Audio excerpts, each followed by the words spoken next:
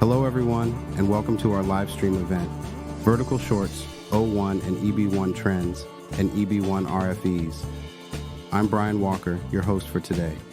We have two incredible speakers, expert immigration attorneys Liz Profumo and Jordana Schwartz-Matricardi. They will share valuable insights into the latest trends in O-1 and EB-1 visas, how to navigate EB-1 RFEs, and discuss how creating vertical shorts can qualify you for the O-1 visa. Stay tuned for a fascinating session. Let's dive in. Good morning, everybody. Thank you for joining us. I'm Liz. I'm Jordana. And we wanted to take a few minutes this morning to talk about some trends we're seeing in O1s and EB1s. The first one that I wanted to talk about is something I'm actually really excited about.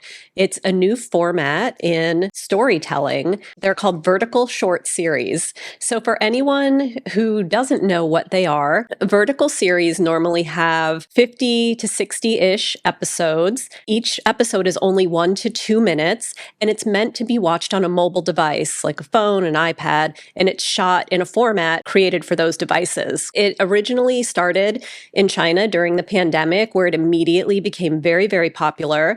And it's now come to the US. I think it started around 2022.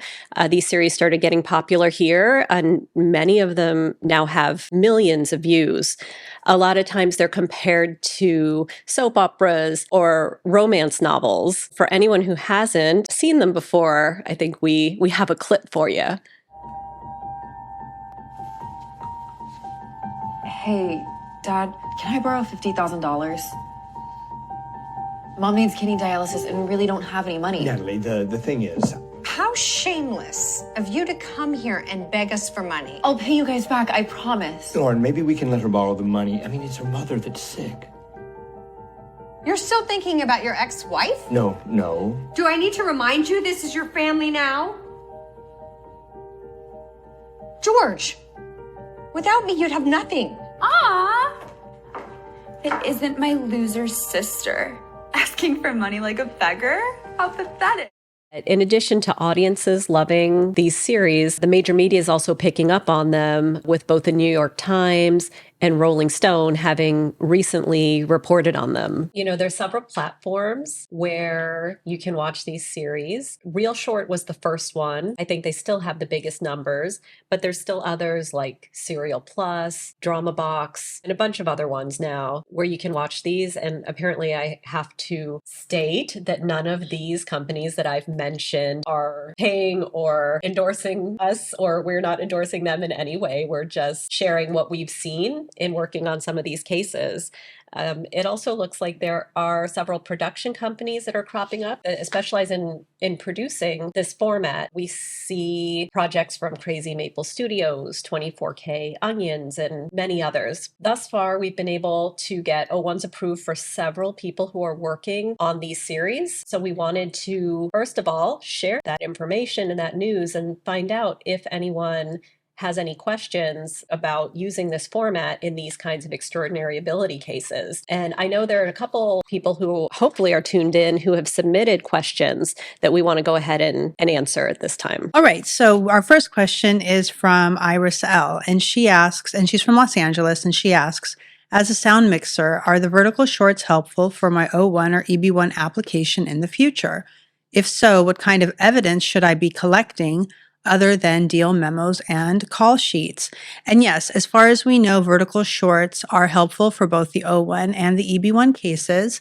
Aside from call sheets and deal memos, you want to be sure that you have public recognition, for your work on these projects. So IMDb credits, press about your role in a vertical short. Not all production companies are listing the vertical short IMDb credits online. So, just be aware of that. Other than that, you want to focus on collecting viewership statistics, viewership numbers for the vertical shorts, as well as being aware of other distinguished individuals whom you have worked with on these projects as well. And so this is the type of evidence that you want to collect in terms of preparing for the O1 or EB1. A second question comes from Ka L, and this one is from New York. And she asks, I have directed a vertical short series and plan to direct more. If I apply for the O-1 with the title of director, how many vertical short series should I direct, and how many hits should they receive to be qualified for applying for the O-1 visa? So this is a two-part question. Now, first of all, it is hard to definitively say what DGA is going to decide to do in terms of, your advisory opinion. They consider all of the work that you've done, including feature films, short films that have gone to distinguished film festivals, commercials, music videos. So, they're going to look at the body of your work. But certainly, we believe that the vertical shorts being a part of the body of your work will be helpful to your case. And so far, the only director that we have submitted to the DGA had, I believe, 3 vertical shorts in their profile, but they had also co-directed a feature film.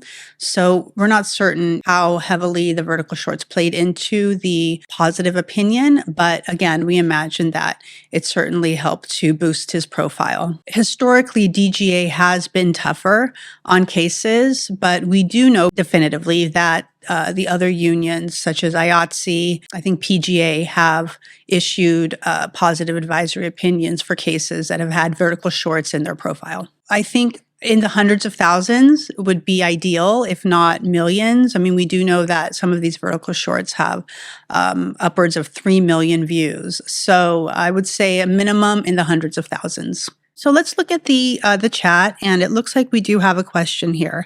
Is this for the DGA Union Advisory Letter? Yes, and this question comes from Harshal.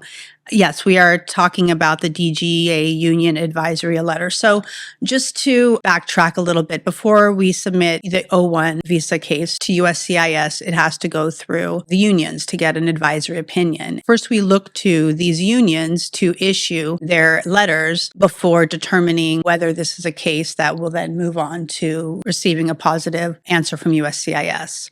Historically, the DGA has been quite tough, and so I think that's where the question was leading. Liz, is there anything else that you want to mention before we move on to some other topics? I've talked to many people in the past few months who are working on them, and at the time I talked to a lot of people and they were saying, can we use these? And because it was so new, we were working on putting together cases, but we hadn't yet submitted them to USCIS and gotten their feedback. And I was thinking to myself, I'm not sure if USCIS will say, these episodes are so short that we don't consider this to be a distinguished production. However, since then, we filed many cases that have been approved, and we have gotten no negative feedback on this point from USCIS. They have not stated that the quality of these productions is in question in any way. So I'm now confident that we can use these credits in these cases. Let's talk about some current trends that we are seeing with the EB-1 RFEs. I know that, actually, before we do that, I do see one more question in the chat, and I want to make sure that we cover as many vertical shorts questions as possible. So from Ran's asking, for a writer, does working on vertical shorts help applying for the O-1 EB-1? And I think the answer is, the same. Yes. I have not seen any pushback from WGA in terms of these productions. And I think of all the unions, they tend to be less stringent. So I don't imagine that they would look down on the vertical short platform as a viable production. Harshal asks, what kind of response does the DGA give that may put a negative impression on the O-1 petition? Do you want to take that one, Liz? Sure. So anytime someone who works in the film and TV industry applies for an O-1 with USCIS, which is the federal government immigration agency, before they send to USCIS, the unions, the film and TV industry in the US is heavily unionized. And so the unions that oversee your field of endeavor have to look at the petition and issue a letter stating whether or not they object to this artist, this filmmaker working in the US. So the Directors Guild of America has historically been quite tough and has they set a high bar to issue a letter of non-objection for anyone who is maybe at the beginning of their career and hasn't had a lot of recognition, the DGA historically will issue a letter saying, we do object to this person working in the US. In years past, USCIS seemed to have this understanding that the DGA was tough, and even though the DGA would object, USCIS would still approve the case in many instances. However, in recent years, what I've noticed is that when the DGA objects, USCIS also tends to deny the case. So Harshal, I hope that answers your question. But basically, what DGA can do is issue a letter. Instead of saying, I have no objection to Harshal working here, they say, I do object to Harshal working here. And then that can kind of torpedo the whole case with USCIS. Now, a colleague did tell me that recently they did submit a case with a negative DGA advisory opinion, and that they did receive a very harsh request for additional evidence. And in that case, they were able to respond and get approved. So it's not impossible to get approved with a negative DGA opinion, but it makes the chances of approval much, much lower, unfortunately. Okay, so I hope that answers your question. Oh, and actually, I want to mention for anyone who either can't stay through the end of our talk or has other things to do, you can go to our website and send us a message to schedule a personal consultation with either of us. Excuse me. And we'll be happy to immediately get back to you and get that scheduled for you. Okay, so I think that does complete the vertical shorts portion of the live stream. So we're going to move on to our next topic, which is EB-1 RFEs. So let's talk about current trends that we're seeing. Now, we'll just start off by noting that right now we are seeing RFEs in about 25% of cases. Something to keep in mind. Now, I guess we'll just move on to, what are the current trends with EB-1 RFEs? Okay. And the first thing I want to say about EB-1s and evidence for EB-1s is that USCIS tends to be inconsistent in adjudication of these cases, meaning that it's logical that if a case is great, it gets approved. And if a case is not great, it has more of a chance of being denied. But that's not what we actually see with these EB-1s. It seems that sometimes, really weak cases fly right through, and sometimes really great cases get hung up. So there is a bit of an unpredictable nature. But when USCIS doesn't approve a case outright and requests more evidence, we wanted to share with you some of the things we tend to see. I've noticed that a lot of people I talk to read the requirements for the EB-1 and they say to themselves and to us, oh, I think I'm really well qualified and this is the evidence I have. And Jordana and I are thinking to ourselves, oh, that is good, but USCIS is going to pick it apart by saying this, this, and this.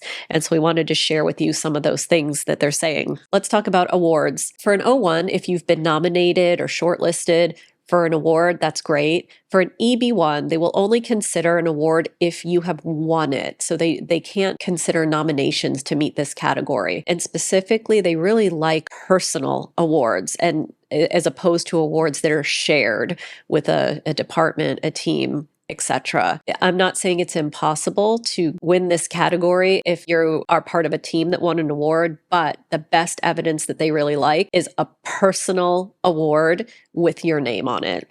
Oh, the next criteria is membership. Membership in organizations that require outstanding achievements of their members. And so for this, a lot of times they'll say the evidence that every single member has to be outstanding is not sufficient. A lot of times, the way we prove that all the members have to be outstanding is by getting a letter from the organization that confirms that fact. And sometimes immigration will come back to us and say, well, you do have a letter, but we want other objective proof. We want some kind of publication that states this. So that's a challenge we see sometimes.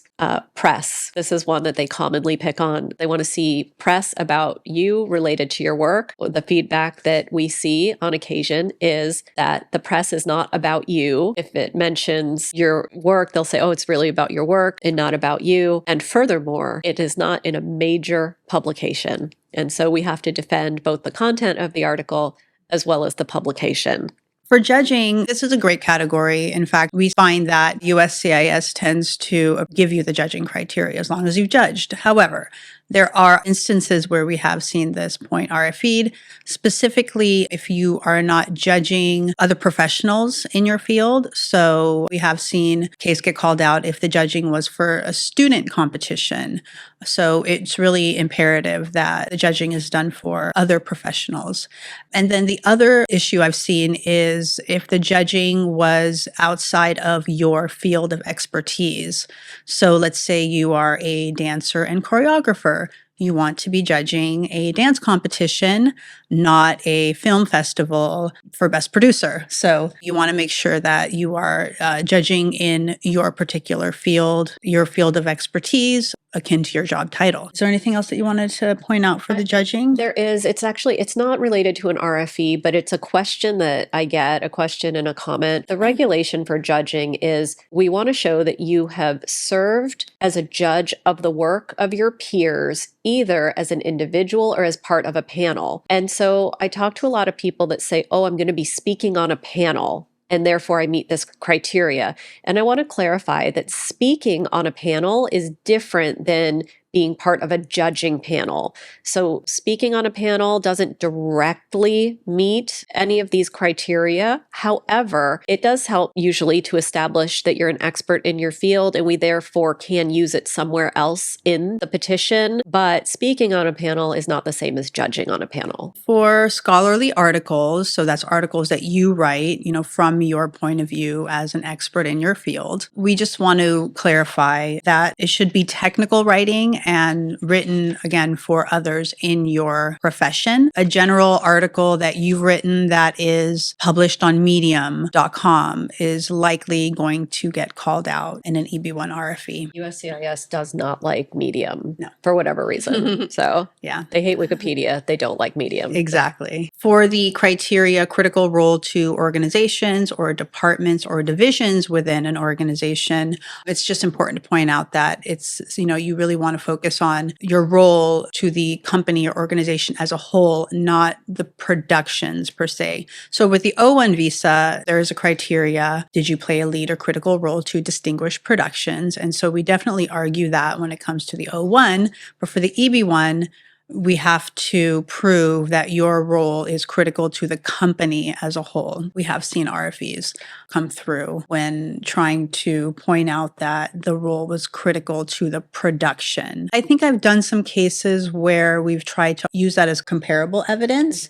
And, sometimes it goes through, sometimes it doesn't. This is it's a very highly subjective analysis. The officer that's reviewing the case, they have a lot of discretion, I feel. And so while it's not impossible that you can argue comparable evidence, the best evidence would be to show that you are critical to the company as a whole. One thing that I'm also seeing on this point is they like to see that people who are arguing this are on payroll. I'm noticing that for people who are independent contractors, who might be many of you tuning in, and many people who work in the entertainment industry and are creatives in general, USCIS likes to see that you are, to meet this category of being in a critical role, that you are in-house on payroll.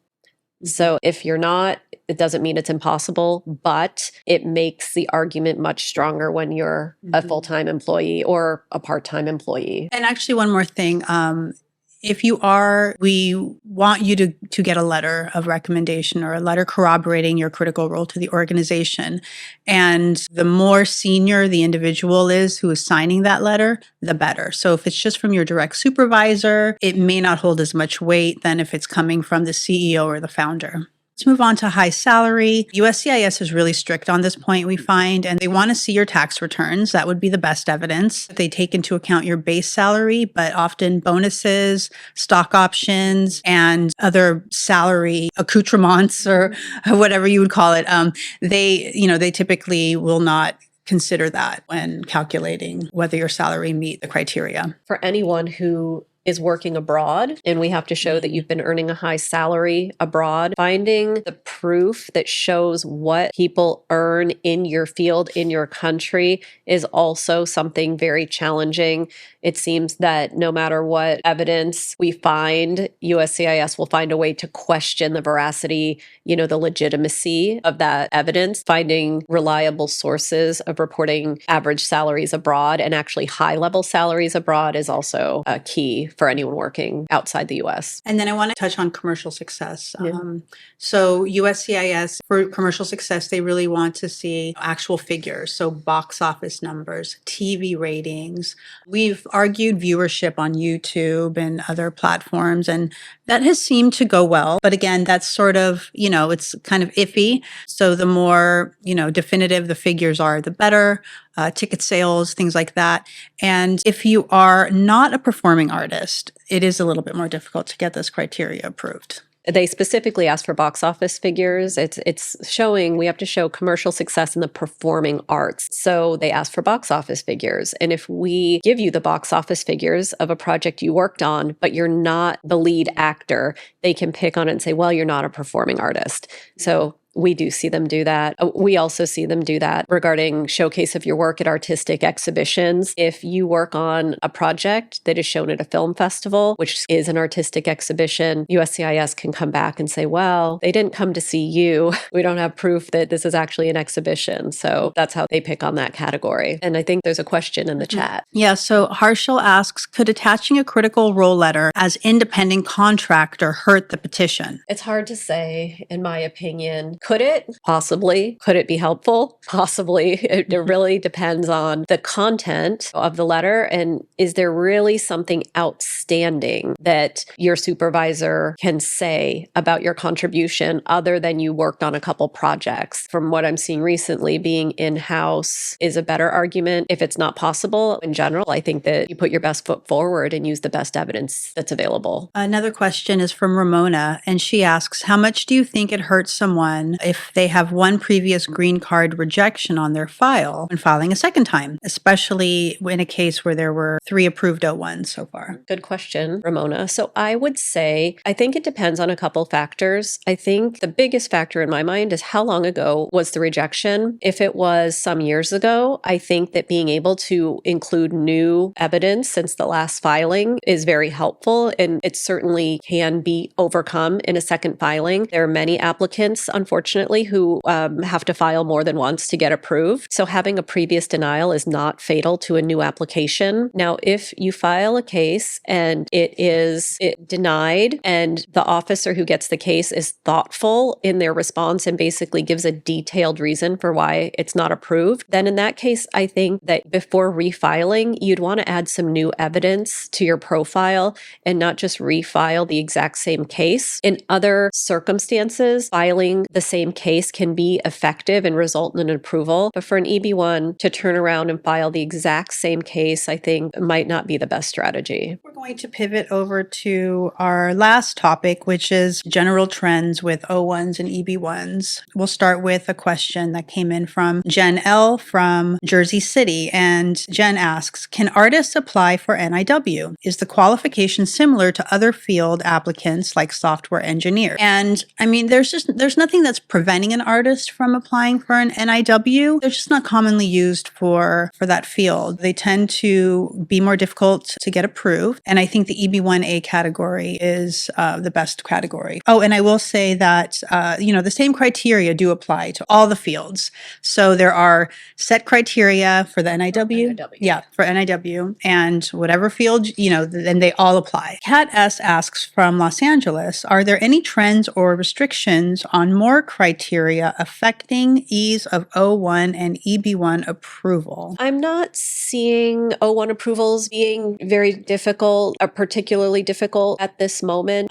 For anyone who works in the film and TV industry and has a lot of their work shown exclusively in film festivals and the projects don't have other distribution, that can be a challenge right now. In terms of the EB-1 adjudications, I don't think they're particularly difficult. There was a time a few years ago where year, I think EB-1s did get very difficult, and they have gotten much better in, I'd say, since last year, maybe the end of 2022. They're better than they were during the pandemic. I think we do have a last question about the election and whether it is advisable to file before the election. And the answer to that is we just don't know. So what I would say about that is under the previous Trump administration, we did not see a big difference in O-1 adjudication. We did see a difference in EB-1 adjudication. So in terms of O-1, I don't think it matters. In terms of EB-1, it has been more favorable to apply under a Biden administration than it was to apply under a Trump administration. Okay, we have one last question, and it's coming from Harshal in the chat. If I have 3 offer letters from various employers, and if one of them acts as my agent for the petition, can I still work as a freelancer or only for these 3 employers? Partial, different attorneys have different interpretations of this. I personally take a more liberal approach, and I know that there's no consequence in doing so with USCIS.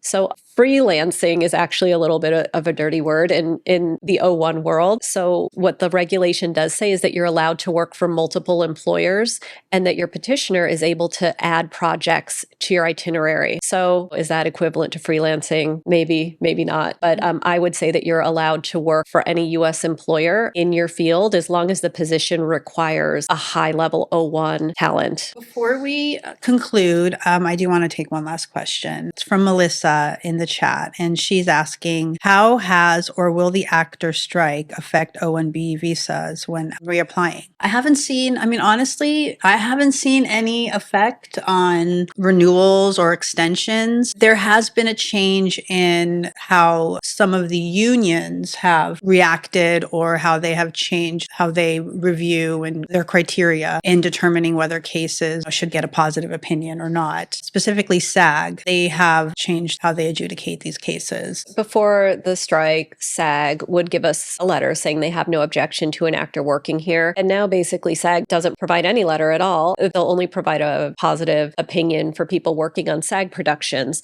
And if you're not working on a SAG production, they basically will just email us saying, unfortunately, we're unable to provide an opinion in your case. And that seems to be sufficient for USCIS at this point to approve actors. Actors are still getting approved after the strike. And actually, there's one more question I do want to take. After this one, we're really going to wrap up. And this one comes from Gela, and she sent her question in previously, and she's asking it in the chat. Question is, how many audio engineers in the music industry have applied with your company recently, and what are the trends? And I think the question that had come in previously was, has any audio engineer ever applied for an EB-1 with you? And if yes, did they get approved?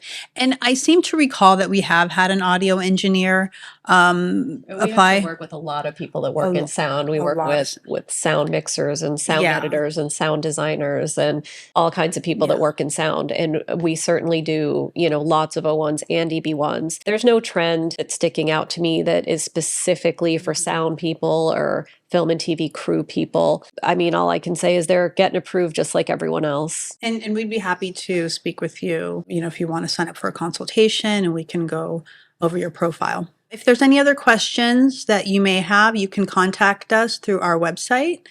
And I guess that concludes today's live stream. It was great talking with you and answering all your questions. And we will see you next time. Thank you.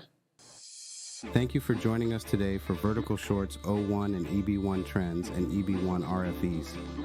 We hope you found the insights shared by our expert immigration attorneys, Liz Profumo and Jordana Schwartz-Matricardi, to be valuable and informative.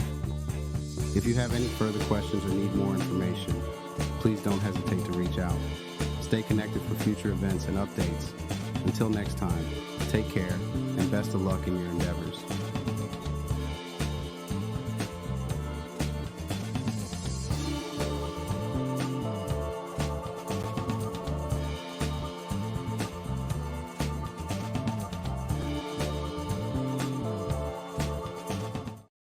In advance and be like, don't forget to log into live stream. I did. Oh, you did? Yeah. Okay, great.